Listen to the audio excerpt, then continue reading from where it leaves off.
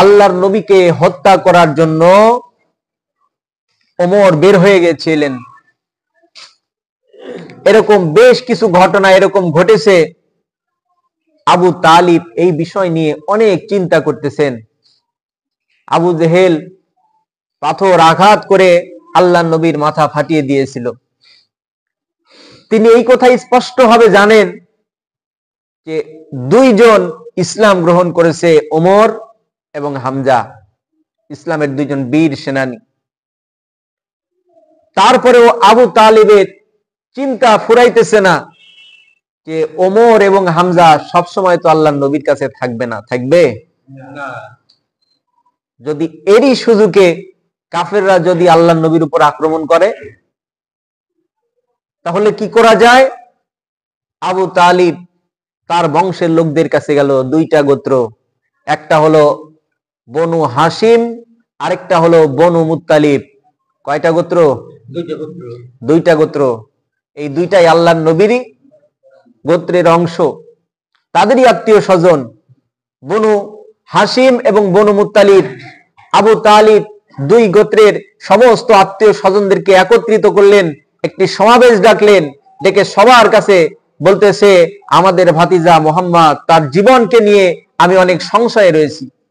আমার তো মনে হয় যে কোনো সময় কাফেররা তার উপর আক্রমণ করে তাকে হত্যা করতে পারে, এই আশঙ্কা করতেছি।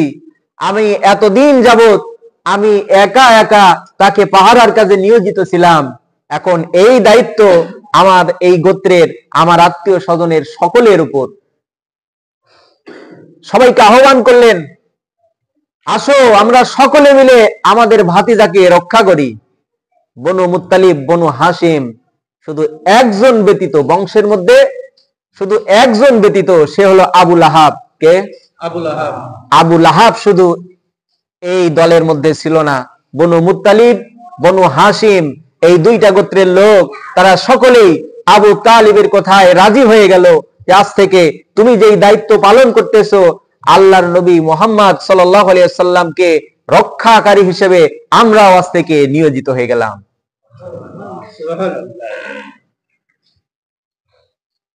সম্মানিত হাজিরিন, এই দুইটা গোত্র বনু মুত্তালিব এবং বনু হাসিম, এই দুইটা গোত্র যখন আল্লাহর নবীকে রক্ষা করার কাজে তারাও যখন নিয়োজিত হয়ে গেল, মক্কার কুরাইশ নেতাদের মাথা যেন খারাপ হয়ে গেল। তারা দৃঢ় পরিকল্পনায় ছিল, যেই অবস্থায় পাবে সেই অবস্থায় মুহাম্মদকে হত্যা করবে। যখন দুইটা গোত্রের মানুষ একত্রিত হয়ে আল্লাহর নবীকে রক্ষা করার কাজে নিয়োজিত হয়ে গেল, এখন তারা নতুন পরিকল্পনা শুরু করে দিল, কি করা যায়, কি করা যায়। বুগাইস ইবনে আমের এই লোকটি একটি দলিল লিখলো সকলের সম্মতিক্রমে। এমন একটি দলিল লিখলো, এই দলিল লিখে কাবা ঘরের দেওয়ালের সাথে লাগিয়ে দিল। এই দলিল এতটাই ঘৃণিত, এতটাই নিকৃষ্টতম একটি দলিল। এই দলিল কাবা ঘরে টাঙ্গিয়ে দেওয়ার ফলে আবু লাহাব ব্যতীত বনু মুত্তালিব এবং বনু হাসিম গোত্রের লোক শিবে আবু তালিব নামক গুহায় তারা আবদ্ধ হয়ে পড়ল। শিবে আবু তালিব, এটা হলো একটি পাহাড়ের গুহা। বনু মুত্তালিব এবং বনু হাসিম গোত্র, দুইটা গোত্র এই গুহার মধ্যে তারা আটকা পড়ে গেল। পার্লামেন্টে রায় হয়ে গেছে, আদালতে রায় হয়ে গেছে, দুইটা গোত্রের মানুষ যখন পাহাড়ের গুহার মধ্যে আটকে পড়লো, তাদের কাছে নিয়মিত খাবার যায় না, নিয়মিত কোনো কাজকর্ম তাদেরকে করতে দেওয়া হয় না, সমাজ থেকে একেবারেই বিচ্ছিন্ন। আমরা সকলেই জানি আমাদের জেলখানা আছে, আছে না নাই? জেলখানায় কিন্তু খাবারের ব্যবস্থা আছে। এই দলিলটা এমন ভাবে লেখা ছিল, তাদের কাছে কেউ খাবার নিয়ে যেতে পারবে না। আত্মীয় স্বজনদের মধ্যে কোন আত্মীয় স্বজন একেবারেই গোপনে তাদের জন্য খাবার পাঠিয়ে দিত। ওই খাবারগুলো তারা খেত। অনেক সময় ওই গুহার মধ্যে খাবার পৌঁছে না, খাবার গুহার মধ্যে পৌঁছে না, ক্ষুধার যন্ত্রণায় সকলেই ছটফট ছটফট করে। ছোট ছোট বাচ্চারাও তা থেকে বাদ পড়ে নাই। ছোট ছোট বাচ্চারা ক্ষুধার যন্ত্রণায় চিৎকার করে। এই পাহাড়ের আবু তালিব যেই গুহা, এই গুহার পাদদেশ থেকে তাদের চিৎকার শোনা যায়, ছোট বাচ্চাদের কান্নাকাটি গুলো শোনা যায়। এই কান্নাগুলো শুনে আর মক্কার কুরাইশ নেতারা তারা অট্ট হাসিতে মত্ত থাকে। এইরকম পরিবেশের মধ্যে নিয়মিত খাবার সেইখানে পৌঁছে না। এই দুইটা গোত্রের লোক গাছের পাতা খায়, গাছের পাতা খেয়ে খেয়ে তাদের জীবনকে নির্বাহ করে। এইভাবে 3টা বছর চলে গেল। কয়টা বছর? 3টা বছর অনেক কষ্টের মধ্য দিয়ে শিবে আবু তালিব গুহা, এই জেলখানার মধ্যে আল্লাহর নবী সহ সাহাবাই কেরাম সহ এই দুইটা গোত্রের লোক ওই গুহার মধ্যে অবস্থান করলেন। 3টা বছর পরে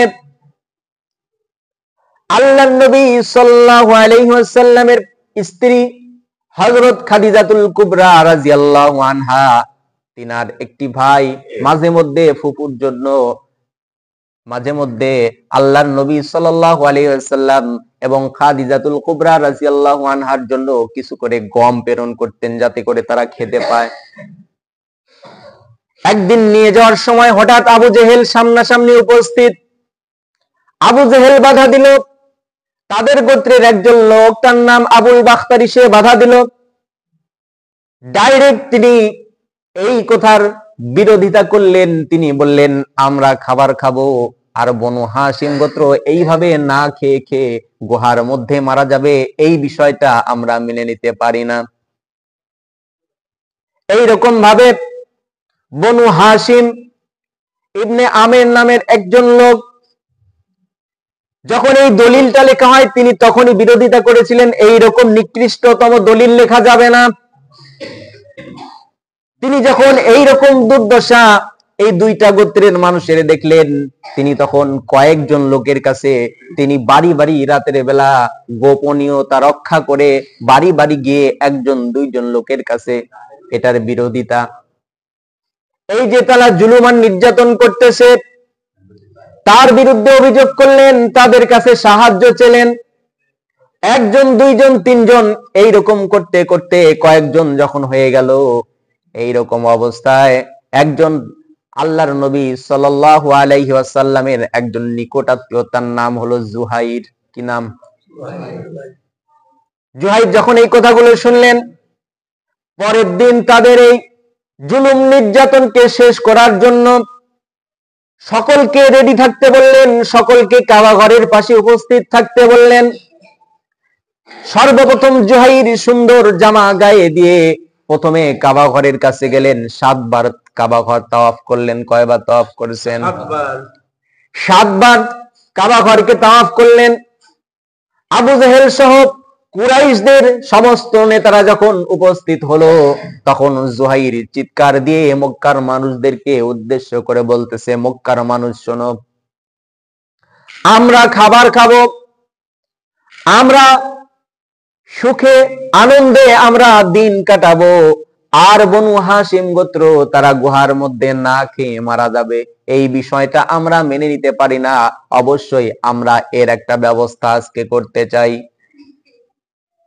আবু তালিব তখন, আবু জেহেল তখন তার সামনে উপস্থিত। আবু জেহেল তিনি সেইখানে উপস্থিত আছেন। জুহাইর যখন এই কথা সকলের সামনে উপস্থাপন করলেন, ওই যে রাতের বেলার সংগোপনে যেই সমস্ত মানুষের কাছে সাহায্য চেয়েছিলেন, সকলেই তখন তার কথার সাথে একমত পোষণ করলো। জুহাইর যেই কথা বলেছে আমরাও তার পক্ষে আছি। সুবহানাল্লাহ বলেন। সুবহানাল্লাহ। আবু জেহেল এবার বলতেছে, আমি বুঝতে পেরেছি তোমরা যেই দাবি নিয়ে এখানে উপস্থিত হয়েছো, এর আগেও তোমাদের কোথাও গোপনীয় ভাবে কোনো মিটিং হয়েছে, না হলে একসাথে এত লোক একত্রিত হয়ে একই কথার উপর তোমরা একমত পোষণ করতেছো। অবশ্যই তোমরা কোথাও না কোথাও মিটিং করেছো। এই কথার এক পর্যায়ে জুহাইর এবং এই সমস্ত লোকগুলো সকলেই মিলে সকলেই সিদ্ধান্ত নিল, আবু জেহেল তোমরা যেই দলিলটা লিখেছো এই দলিলটা এক্ষুনি ছিঁড়ে ফেলতে হবে, এই দলিল আর কাবা ঘরে থাকা যাবে না। এইরকম ভাবে আবু জেহেলের সাথে এই সমস্ত কয়েকটা লোকের কথা কাটাকাটি হচ্ছে, ঝগড়া হচ্ছে।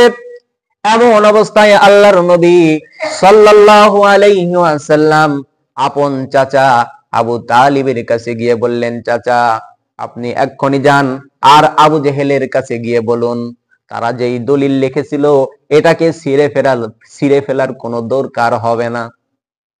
যেই দলিলটা লিখেছে ছিঁড়ে ফেলার কোনো দরকার হবে না। আপনি এক্ষুনি যান আবু জেহেলকে বলুন আল্লাহ পাক রব্বুল আলামিন আমাদেরকে সহযোগিতা করার জন্য এক রকমের পোকা আল্লাহ পাক ওইখানে নিযুক্ত করে দিয়েছেন, দলিলের প্রায় সবটুকু পোকায় খেয়ে ফেলেছে, এক্ষুনি গিয়ে বলুন। আবু তালিব দূরে দাঁড়িয়েছিলেন, এক পা দুই পা করে আবু জেহেলের কাছাকাছি চলে আসলেন। আবু জেহেলকে ডাইরেক্ট বললেন, আবু জেহেল এতদিন পর্যন্ত অনেক দুঃখ কষ্টের মধ্যে আমরা গুহার মধ্যে আশ্রয় নিয়েছি, অনেক কষ্ট করেছি, ঠিকমতো খেতে পাই নাই, গাছের পাতা খেয়ে ক্ষুধা নিবারণ করেছি, যার কারণে পায়খানাগুলো বরকির পায়খানার মতো সবুজ বর্ণের হয়ে গিয়েছিল। আবু তালিব ডাইরেক্ট বললেন, আবু জেহেল যেই দলিল লেখার কারণে আমরা দীর্ঘদিন কারাগারের মধ্যে অবস্থান করেছি, এই দলিল সম্পর্কে আজকে যে অনেকগুলো মানুষ তারা বিদ্রোহ করতেছে, তারা সংগ্রাম করতেছে, সংগ্রামের কোনো প্রয়োজন হবে না, দলিলকে বিনষ্ট করারও আর নতুন করে কোনো প্রয়োজন হবে না। তার কারণ হলো আল্লাহ পাক রব্বুল আলামিন এক ধরনের পোকা দিয়ে ওই দলিলটাকে নষ্ট করে ফেলেছেন। আবু জেহেল কোনোভাবেই কথা বিশ্বাস করতে চায় না। আবু তালিব বললেন, আবু জেহেল আমার এই কথা যদি মিথ্যা হয়, আমি তোমার কাছে শপথ করতেছি, ওয়াদা করতেছি, আমার ভাতিজা মুহাম্মদ এইমাত্র আমাকে খবর দিয়েছে দলিল বিনষ্ট হয়ে গেছে, আমার এই কথা যদি মিথ্যা হয় আমি তোমাকে কথা দিচ্ছি, তোমার কাছে ওয়াদা করতেছি, আমার এই কথা যদি মিথ্যা হয়, আমার ভাতিজা মুহাম্মদকে হত্যা করার জন্য তোমরা বারবার ষড়যন্ত্র করেছো, আমি সব তার আগে গিয়ে দাঁড়িয়েছি, আমি তাকে আগলে রেখেছি, কোনোভাবেই তার উপর কোন রকম আক্রমণ করতে দেই নাই। মুহাম্মদ আমাকে যেই কথা বলেছে এই কথা যদি মিথ্যা হয় তাহলে আজকের পর থেকে আমি আর কখনো মুহাম্মদ এবং তোমাদের সামনে এসে দাঁড়াবো না, যা খুশি তোমরা করো। এই কথা বলে আবার আরো একটি কথা বললেন, কিন্তু আমার এই কথা যদি সত্য হয় তাহলে তোমাকেও ওয়াদা দিতে হবে যে তোমরা আমাদের উপর দীর্ঘদিন যাবত যে জুলুম আর নির্যাতন করেছো এই জুলুম আর নির্যাতন থেকে তোমরাও বিরত হবে। আবু জেহেলের সঙ্গে আবু তালিবের কথা কাটাকাটি হচ্ছে, এমন তো অবস্থায় এই যে বিদ্রোহী লোকজনগুলো যারা বিদ্রোহ করেছিল এই দলিলের বিপক্ষে, তারা এক পর্যায়ে নিজ প্রচেষ্টায় ওই দলিলকে ছিঁড়ে ফেলার জন্য যখন কাবা ঘরের কাছে দৌড়ে গেল, কাবা ঘরের দরজা খুলে ওই দলিলের কাছে গিয়ে দেখে ওই দলিল লেখার শুরুতে আল্লাহর নাম নিয়ে শুরু করা হয়েছিল। কার নাম নিয়ে? আমরাও যখন কোনো দলিল বা কোনো কিছু লিখি আল্লাহর নাম লিখি কি লিখি না? বিসমিল্লাহির রহমানির রহিম, পরম করুণাময় আল্লাহর নামে শুরু করতেছি, লিখি কি লিখি না?